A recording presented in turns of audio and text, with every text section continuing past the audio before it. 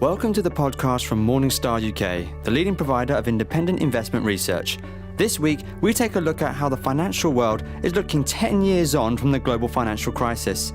Tom Becket, Chief Investment Officer at Psigma, is first up to chat with our senior editor Emma Wall about which investments best survived the financial crisis. Hello, Tom. Hi, Emma. So 10 years ago, we were in quite a good place sentiment-wise, not knowing that around the corner, the global financial crisis was about to hit. But let's propose that you held your nerve and you didn't take any money out of the market, as many people did, and that you'd ridden the waves over the last decade. Which have been the best performing investments?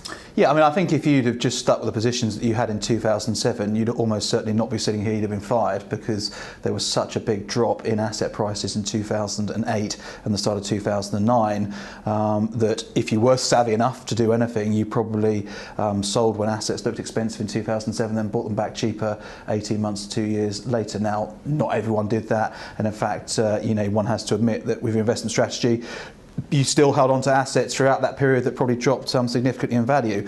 But what you'd find now is actually the best performing asset classes have been some of those which perform worse, actually, counterintuitively, in 2008. Things like global credit, US high yield credit would be a mainstay feature amongst the best performers, and European high yield credit, despite what's happened in Europe over the last few years. In addition, US equities, which were obviously significantly overvalued in 2007, hit hard in 2008 and 2009, but have recovered extraordinarily strongly, nearly 300% since the depth of the financial crisis, making them one of the best performers the last 10 years. So I think if you'd held your nerve, it would have been a very rocky time. If you'd bought astutely in 2009, you've probably had a wonderful last 7 or 8 years. And what about the worst performers since then? Because it's really shaken down into two camps, hasn't it? Yeah, no, I think that's right. And I think back to 2007 and into 2008, those things which were most on vogue back then were probably things like commodities and emerging market equities. If you think back to the commodity bubble that we saw in 2007, 2008, that encompassed everything from oil all the way through to soft commodities,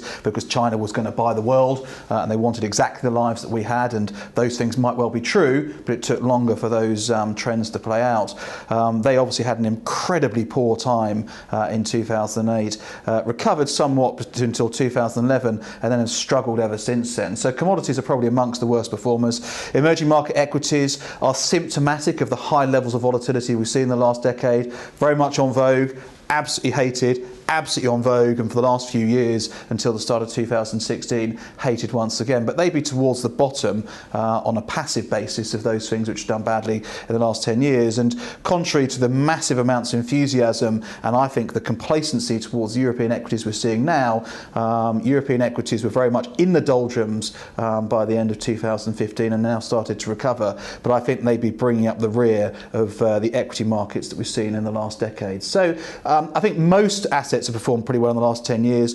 It's been a rising tide floats all boats rally, but certainly there's been winners and losers amongst the main asset classes. And how much of those winners is down to central bank policy? Because you seem to be commenting there that quite a lot of things that pay an income have done very well. Developed market equities, with the exception of European stocks, have done very well. Is that all due to sort of the global volume of quantitative easing that we've seen across the market? I think you put it down to a number of factors. Let's be completely honest about it. Assets have performed well over the last 10 years, and in particular since the bottom in 2009 and more recent bottoms in some asset classes at the back end of 2015, because certain assets were cheap. Let's bring it into a sort of more shorter term context. 2016 was a great year for emerging market equities, emerging market debt, European equities, US high yield credit, commodities. Why? Because those assets were cheap. And actually look back to 2009 and we were in the same sort of place back then. So valuations have played a part in that. Likewise, the global economy might have gone through a sort of Nike tick recovery, big drop and a really quite slow truncated recovery there afterwards.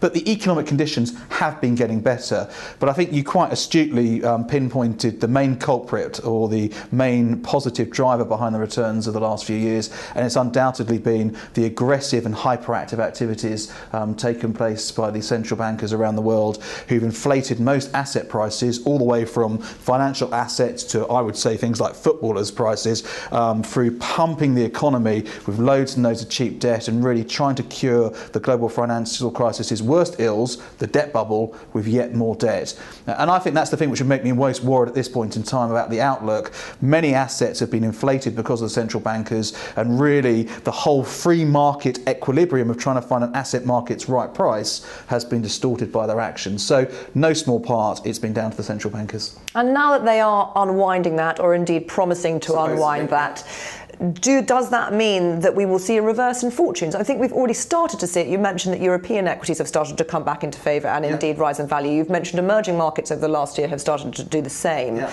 Should we expect the losers of the last 10 years to be the winners of the next? Yeah, it's a difficult question to answer because we really are now in uncharted territory. But, you know, the US Federal Reserve and the European Central Bank and the Bank of Japan, the three biggest contributors towards global QE, are about to pursue different courses of actions if you take them at face value, which I don't. But let's just assume that the Federal Reserve are going to start quantitative tightening and can put up interest rates. I think that will be a more difficult environment for US assets, certainly yes. And I think that some of the easy money will start to come out of those assets. Now, the question that you quite rightly ask is, will that money then start to find its way into Europe, into other parts of the world? And I think it has done already. But I find it very difficult to make an argument that even assets in Europe are cheap at this point in time. Actually, European equities aren't cheap, and there's a lot of complacency. And European high yield, as an example, now has a yield on the index of about 2.1%. We're talking about European junk bonds. That's a yield below that of US Treasuries on a 10-year type bond. So I'm finding it really hard to find value, and I find the central bank argument of loose money very difficult now to justify as a reason to be very on risk in your portfolio. If you can marry up central bank actions with cheap valuations like we could at the start of 2016, then by all means, take a lot of risk, be very on risk, try and buy assets that are cheap. Now, 18 months, 20 months forward from a wonderful buying opportunity at the start of last year, I'm finding that really difficult. Whether or not the central bankers actually do retract their quantitative easing programs, it's a very difficult investment environment out there. Tom, thank you very much. My pleasure, thank you. Where have investors made money over the past 10 years, and what should they consider when analysing returns and future gains? Emma Wall and Dan Kemp, Chief Investment Officer for Morningstar Investment Management, are up next to discuss. Hello, Dan. Hello, Emma. So this year marks 10 years since the beginning of the global financial crisis. Yep. And it has been a bumpy ride. But I thought it would be useful for investors to see how far we've come over the last 10 years. And if you had been brave enough to hold on to your hat, which have been the assets that have performed best over the last decade? Yeah, absolutely. And it's worth remembering that August 10 years ago was in some ways quite similar to where we are now. We'd come off the back of a very long run-up in asset prices. The economy seemed to be doing very well. There were certain parts of the market doing much better than others. But there also wasn't a lot of value. It was quite tightly constrained. And so, again, some similar characteristics. We don't seem to have some of the bubbles that were so obviously visible that time. Exactly. We hope we haven't got them. They're not underneath the surface. But there were some similarities. But it has made a huge difference what investors did at that time and what they've done subsequently. So which then have been the standout asset classes? Well, of the key ones I've looked at, US equities have been one of the best performers. But of course, it's made a huge difference whether you've been investing from the US or investing in the UK. One of the key trends we've seen over the last 10 years is a very sharp decline in the value of the pound. And so actually, you would have done so much better as a UK investor investing in US equities than as a dollar-based investor. And so we must always remember it's not just the assets you're investing in, it's the currency you're investing from. That's been one of the key messages of the last 10 years. And indeed, to that point, there are a number of caveats when you're thinking about total return versus just looking at a line graph of what's performed over the last 10 years. Fees being one of them. Absolutely. And so fees have had a huge effect on many investors. So if you think about what the UK stock market's done over that period, it's been a return of about 6.5% annually. Now, if you take off inflation, let's say that averages 2% over the long term, then you're down to about 4.5%. Well, if you take 1 or 2% off that, that's a huge proportion of the return. And so, as ever, investors need to be thinking about the fees they're paying as little as possible, and making sure they're paying for the right things, not just for expensive trackers, for example, but paying for advice, maybe, if that would be useful for them, or equally paying for high quality management. Flipping that, though, because it's not all doom and gloom, that figure, looking at that line graph, doesn't include something which does uplift total return, and that, of course, is dividends. Absolutely. And again, that's the other thing that makes an enormous difference to returns. If you just look at the price return of the UK stock market over the last 10 years, from this point 10 years ago, it looks pretty lackluster. If you add in reinvested dividends, makes a huge difference. And so there's two lessons there.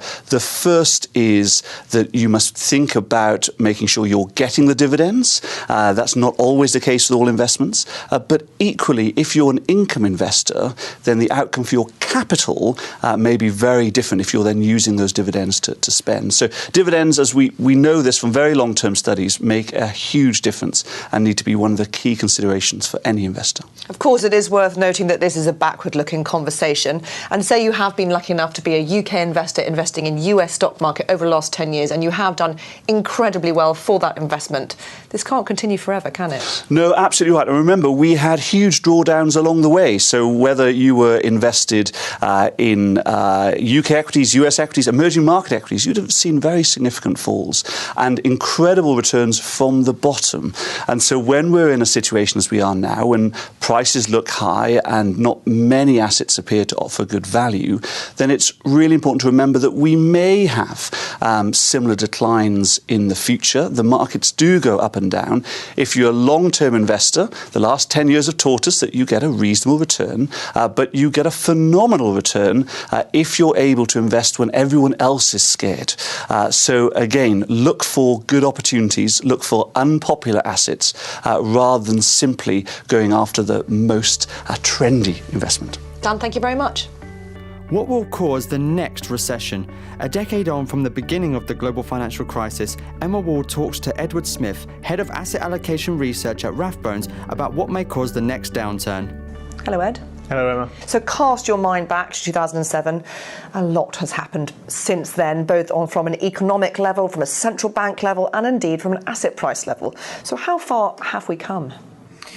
Well, certainly from an asset price level, we've come quite a long way. Now, how far have we come in terms of economics, the earnings that underlie those asset prices? Well, I think it very much differs from region to region. Remember, the financial crisis was caused by excess risk-taking and excess debt, and the mispricing of risk and the mispricing of debt, and what assets you might have to hold to balance off those debts. I think in the US and the UK, we've come quite a long way. I think we should see regulation in the banking sector as a big positive. Yes, it probably means that the boom times are going to be less booming from now on. Banks can't extend the loans to the extent that they used to, but if the trade-off there is less risk of a financial crisis, more stability, less risk of insolvency, then I think that's a good thing. Unfortunately, we are seeing a bit of a rise in corporate leverage again. Now remember, in the non-financial sector going into the financial crisis, corporate leverage wasn't really a problem. In the US, we are seeing the median leverage the leverage of the median S&P 500 company reach sort of new highs, and that's a little worrying. Are companies taking their eyes off growth, earnings growth, and putting it and focusing too much on shareholder returns, borrowing to fund buybacks? I think that's an important question. So asset prices have come a long way. economics has recovered, earnings have recovered, but I think we have still got some way to fix the period of anemic growth. So then I suppose the next question is, are we on the cusp of another? Because we have enjoyed, as shareholders, as asset holders, significant returns since the bottom out in 2009. And you say that there are some concerns about medium-sized companies in the US leveraging up. So does this mean that we are sitting again on the brink of another crisis? I don't think we're sitting on the brink of another crisis, but I think that rise in corporate leverage does increase the likelihood that the next recession is going to be a very boring, very traditional one from a sort of historian's point of view. It will probably be caused by central banks raising interest rates a little too much, squeezing companies a little too much, eroding the incentive to invest and spend, and causing a recession. That's the traditional cause of a recession. I don't think it's going to be a financial crisis, because it's never easy to say with foresight, but we're not seeing clear pockets of excess or of opaque transactions in certain areas, slicing and dicing of risk and debt. Some people are very concerned about the asset-backed securities market in auto loans in the US. We've had a good look into that. It is just not of the size and scale of mortgage-backed securities. It really isn't. So don't believe those headlines. And there's far less sort of re-securitization of those loans as well. So I think the next recession is going to be a boring one, not a financial crisis. And of course, rising interest rates don't just squeeze over-leveraged corporates either, do they? They have an impact on households, on those individuals who have mortgage debt. Yes, and you've got to wonder if the consumer is going to be a little more sensitive to rising interest rates this time round, particularly in the UK. We know that housing has become a lot less affordable. We know that people are spending a lot more of their personal income servicing mortgages. So that certainly is something to watch this time round. Again, banks are doing far fewer weird and wonderful things with those mortgages, with those credit card loans. There's far less slicing and dicing. The risks are less opaque. And of course, regulators, as we started our conversation, have forced banks to become a lot more prudent, hold a lot more capital in reserve. So even if the consumer is a little more sensitive, defaults are a little higher this time round, it still shouldn't translate into a financial crisis. Ed, thank you very much. Thank you. Is short-term investing damaging returns and society? Former Investment Association Chief and FCA consultant Daniel Godfrey believes short-termism is damaging returns and is launching a fund, the People's Trust, to prove it. Hello, Daniel. Hi, Emma. So it's fair to say you know a bit about the city. You were Chief Executive of the Investment Association and indeed consultant for the FCA. And during that time, what you've learned, what would you say, I suppose, was wrong with the current model of investment management? I think very simply put, I'd say that the purpose of investment is sustainable wealth creation, and that delivers long-term absolute returns to the providers of capital, but it also does enormously beneficial things for the economy and society, such as better jobs, investing in human capital, innovation, the sorts of things actually that create the productivity growth that we're currently puzzling about why we haven't got any, that delivers GDP growth and tax revenues. And without that, there's no way you can create a society that works for the many, not just the few. So investment has the most wonderful, wholesome purpose to it. But if you look at our sausage machine of a financial services industry and the way it steers capital through its chain of investment into companies and then deployed by boards and chief executives, the critical success factor is short-term relative return. And it has to be the case that focus and obsession with short-term relative has to come at a cost to long-term absolute. And so I think we're inadvertently depriving consumers of returns, and we're depriving the economy and society of the wealth creation we need to make the world a better place. And that is the crux of the matter, isn't it? Because short-termism has become so embedded in the way that the media reports, that investors think, that asset managers provide information to their end investors. You're trying to break this cycle with the People's Trust. How much of a challenge do you think that's going to be? Well, the core challenge initially is to try to set up an alternative investment chain that's impervious to the pressures of short-termism that the rest of the industry suffers. And of course, the first way we've done that is to set it up as an investment trust so that it's, like all investment trusts, owned by its customers, but also to set it up with no commercial backing. So I have no P&L risk, I have no career risk in sticking to our long-term guns.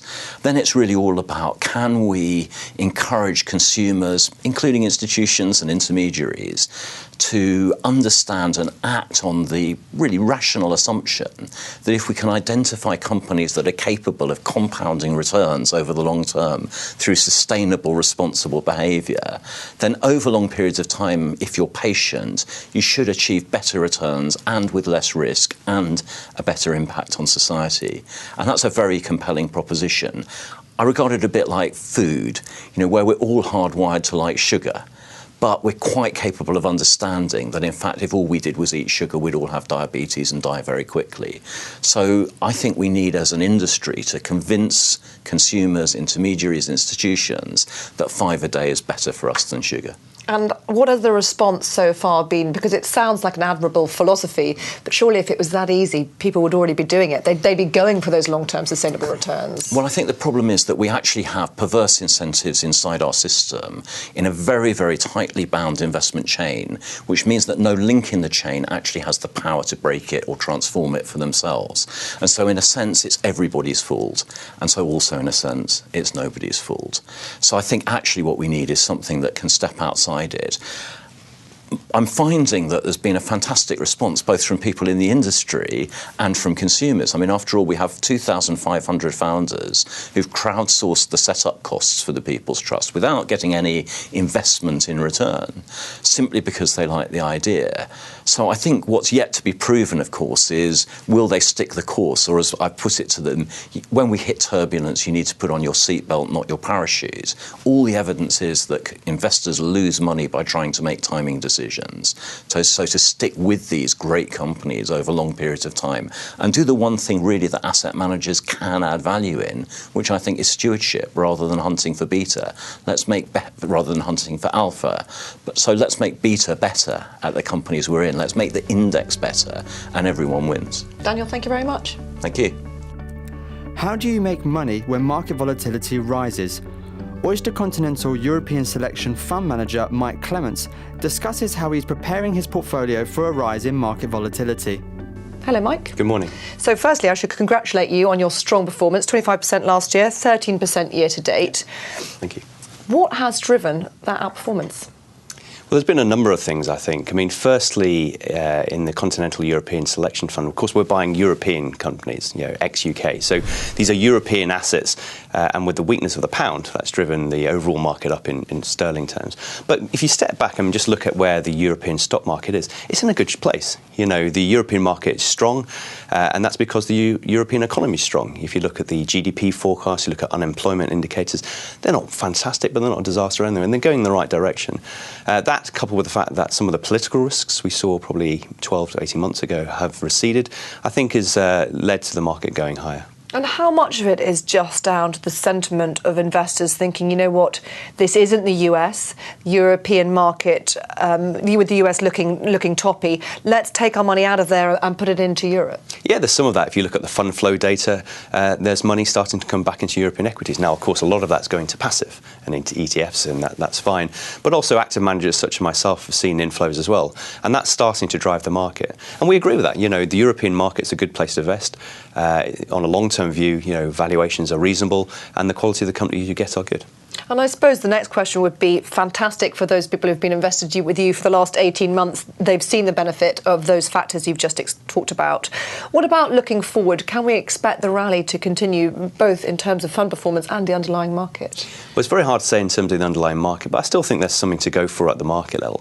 For a stock picker like me, one of the advantages I have is there's always something to invest in. I have a very concentrated portfolio of only about 30 stocks, and I have a universe of about 3,000 stocks. So there's always something out of favour and some angle to take and some way to make money within the wider stock market. So then where are you seeing those particular opportunities? Is it very much a stock-by-stock basis, or are there particular sectors that are still perhaps unloved by the wider market? Not so much sectors, but there's certainly themes or parts of the market which we find interesting right now. We've been invested for some time in Italian financials, but not the banks. And so, for example, we've been playing and having access to ways to play the non-performing loan crisis in Italy. So, for example, we own a company like Eurocastle or Dubank, which are very interesting plays. And we think that's playing out nicely over the next 3 or 4 years, and there's still a lot to go for. The other thing which we think is quite interesting is if you look around the markets at the moment and you're looking for things which are out of favour, there's not lots of very obvious things. There's not whole sectors out of favour. Maybe energy may become more like that over the next 3, 4, 5 months if the oil price continues to be weak. But actually the only thing we can find which is interesting is volatility. Volatility is very low. If you look at some of the volatility measures like the VIX or the V stocks, it's at multi-decade lows. And what we've been looking for and what we've been putting into our portfolios are ways to play long-term volatility picking up. So, for example, we own a company like Flow Traders, which is an ETF market maker, or Deutsche Börse, which is a German stock exchange. These are great ways to play this long-term theme of volatility increasing from historically low levels to something more normal. Mike, thank you very much. Thank you. As Bob Johnson, Director of Economic Analysis, wraps up his time here at Morningstar, he looks back at the global economy over the past decade and looks to when the next downturn may appear. For Morningstar, I'm Jeremy Glazer. After 14 years at Morningstar, 9 of those spent analyzing the economy. This is Bob Johnson's final week. We're going to talk a little bit about what he's learned over these years and also some final thoughts. Bob, thanks for joining me. It's good to be here today. So let's talk first about some of the big picture takeaways you've had from studying the economy for so long. You said one of the big ones is that it really is an ocean liner. The economy just doesn't move that quickly. That's absolutely right. And it was a thought that an ocean liner is very hard for it to either change direction or to change speed. It tends to keep going whatever way it's going. And we've certainly seen that in the economy. And we've had this relatively slow growth of about 2% or so since the recovery began. But, we keep on seeing disasters and natural disasters, geopolitical events, all sorts of odd things get thrown at the economy. And the economy keeps coming back with this 2% or so growth rate. It's slowing just a little bit now, but it's been a pretty strong pattern since 2010. So it's really not a one-off event. And people keep looking, that's changing, or something dynamic is really happening or changing. And what's really happened is we've got, on a broad level, an ocean liner economy. Now, that doesn't mean individual sectors are going in and out of favor in terms of economics, but the overall level of growth has remained remarkably stable. And that's a warning that if you see a big month-to-month change, maybe that's noise and not a signal. Absolutely. A lot of newspapers, a lot of columnists, a lot of bloggers, the way to get attention is to dramatize the numbers. And it's easy to do on a month-to-month basis. All sorts of odd things can happen. Some big department store can move their annual sale a couple days and affect the numbers. It can be short a business day. We can have a storm go through.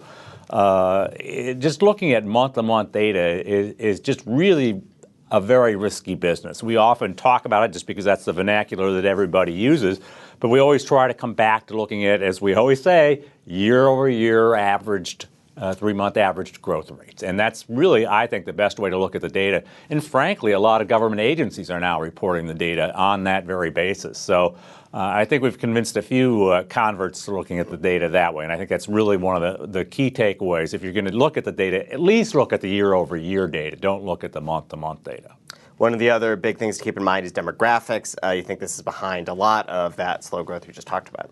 Absolutely. I think that demographics has had a situation where it warned of what was coming so far in advance, and then it didn't hit at exactly the right time, and we had the Great Recession that was driven by other factors hit about the same time, so it kind of buried some of the economic impacts of what was going on with demographics. But now I think it's pretty clear to everybody that demographics is a very big topic. And even if you don't want to use it for GDP forecasting or deciding whether you want to be in or out of the market, which we don't think our data should be used for anyway, but at least demographics should color how you think about your portfolio and what you want to own and what you may not want to own based on this really dramatic shift, this baby boom, this mouse through the python, if you will, story, where we went from 2.5 million births a year to 4 million plus over a 20-year period, and then went into complete collapse in the 1970s. So it's a very, very important group to watch in terms of what's happening in the economy. And I think you really have to understand that dynamic, or you don't really understand what's going on in the economy. When you look back, do you think there were times where it was obvious that things were getting much better or much worse? How easy was it, at least in hindsight, to realize where the economy was going?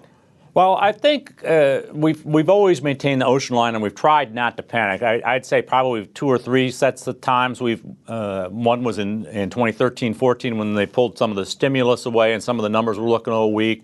We got more cautious. We never said that a recession was around the corner, but we certainly cautioned a little bit on growth rates. But I think we really things tend to go in that straight line, and it just doesn't really want to fall out of that pattern too much. And I think that's very important to consider. So you think that it's then relatively hard to really make any concrete predictions about the economy at any given point? I think it is, and it's harder to pick a top in the market than a bottom. The economy stays in recessions for a matter of months, and in recoveries for 8-10 years in some cases, and this recovery is now in that range. And so what happens when at turning points, it's very easy to kind of predict a bottom. I mean, we still are very proud of our green shoots piece in 2009 when we called the turn. But boy, I tell you, it's a heck of a lot harder calling a top because there are so many warning signs out there, and they prove to be false. And we've had a number of them this recovery already. Some of the PMI data have flashed some pretty cautionary things. Some consumption data have looked worrisome. Some of the, quote, Fed signals have set up warning signs. And the issue is that you usually have so many warning signs. What happens is people become inured to them and they ignore them. And then all of a sudden they hit, and it's very quick. I mean, you have up cycles for 10 years, and you fall very, very quickly in a matter of months. Anything else on that front that you want to look at? Well, I think Boeing was another very interesting thing in the 787, which was actually enough when it came online to move the GDP. I mean, it may not sound like a lot, but by 0.25% just from adding that 787 program. Now, they happen to be here in Chicago, and we happen to have a very good analyst in that, covering that stock, so we had a lot of good data. And I think a lot of people missed the ramifications of that and how many other industries it benefited. And many of those businesses were U.S. based, so it was particularly helpful. And I think, again, it wasn't hard, but the auto industry was a very, very important part of this recovery. And it's one of the reasons we're worried about the recovery right now a little bit, is that industry is clearly peaking out. For Morningstar, I'm Jeremy Glazer. Thanks for watching. And that's the end of this edition. We hope you enjoyed this program. From everyone here at Morningstar UK, thanks for listening.